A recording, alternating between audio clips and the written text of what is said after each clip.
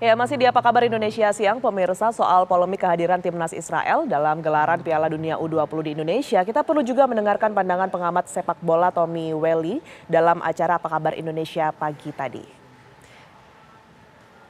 Pasal 7 di statuta PSSI maupun FIFA itu asasnya netralitas dan non-diskriminasi. Artinya tidak bersinggungan dengan kepentingan politik atau pengaruh politik. Dan juga tidak ada non-diskriminasi. Kalau kita pakai filosofi asas itu, maka ya Israel boleh bermain di Piala Dunia U20 karena kesetaraan anggota FIFA itu. Pemilik FIFA U20, event FIFA U20 adalah FIFA, pemilik eventnya. Iya. Indonesia tuan rumah. Tadi disampaikan oleh Pak Ustadz bahwa di Qatar memperlihatkan nilai-nilai sebagai sebuah bangsanya. Itu benar, itu sih keberagaman.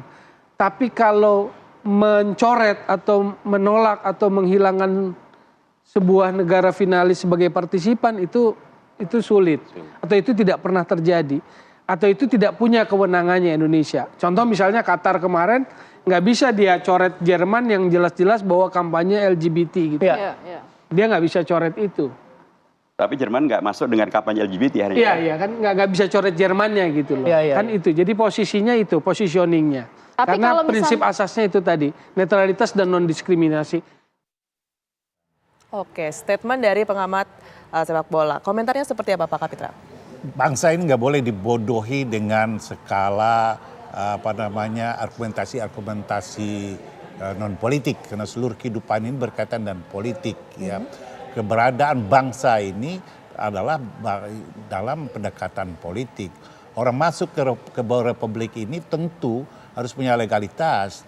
Jadi apa yang telah dilarang oleh konstitusi, ya, itu juga harus dihargai oleh semua bangsa, semua manusia. Nggak bisa disandingkan dengan apple to apple antara LGBT dengan kebencian masyarakat, kebencian bangsa ini terhadap penjajahan. Karena LGBT tidak membunuh orang, tapi ini merampas hak asasi manusia, merampas hak asasi kebangsaan suatu negara. Lalu itu kita berikan masuk dia ke dalam Republik Indonesia yang ditolak dari puluhan tahun. Karena apa? Karena sikap perilaku pemerintah Israel yang jauh dari sifat yang memanusiakan manusia. Dan kita juga harus waspada. Jangan-jangan orang-orang yang memberikan fasilitas untuk masuk itu bagian dari Yahudi. Bagian dari Israel itu sendiri mencoba memprovokasi bangsa ini agar bangsa ini dijajah oleh Israel. Dan orang seperti ini harus diwaspadai. Nggak apple to apple. Kalau dari Pak Faisal seperti apa? Ya, tim nasional itu adalah wakil negara. Karena dia membawa simbol negara. Baik itu bendera maupun lagu kebangsaan. Nah, negara itu adalah entitas politik. Jadi olahraga dengan politik tidak bisa dipisahkan. Kita tahu ketika Piala Dunia tahun lalu di Qatar, Rusia itu ditolak padahal mereka masih punya kesempatan lolos di babak playoff untuk ke putaran final Piala Dunia, tapi ditolak dengan alasan invasi ke Ukraina sejak 24 Februari tahun lalu. Tapi masalahnya kenapa kita tidak bisa menolak Israel yang sudah menjajah Palestina dari tahun 48? Jadi ya kalau FIFA bilang istilahnya Rusia tidak boleh bermain di Piala Dunia Qatar karena menginvasi Ukraina yang usianya waktu itu belum sampai setahun usia invasi. Seharusnya juga FIFA harus melarang Israel untuk bermain di Piala Dunia U20 karena sudah menjajah Palestina dari tahun 48. Oke, itu jauh Pak Faisal, tapi kalau kita berbicara mengenai Palestinanya sendiri, sebenarnya mereka nggak melakukan penolakan, mereka baik-baik aja gitu. Tapi kalau di Indonesia ada sejumlah kalangan yang kemudian ini beramai-ramai untuk menolak.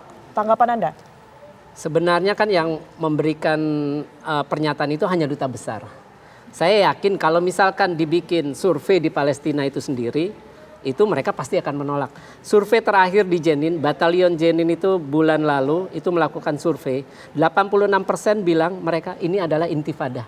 Artinya mereka tuh sudah sangat depresi, frustasi, dan mereka sangat kesal bahwa tidak ada dukungan internasional. Jadi buat mereka hanya perlawanan kekerasan terhadap Israel. Itulah satu-satunya cara untuk mereka mewujudkan mimpi untuk merdeka.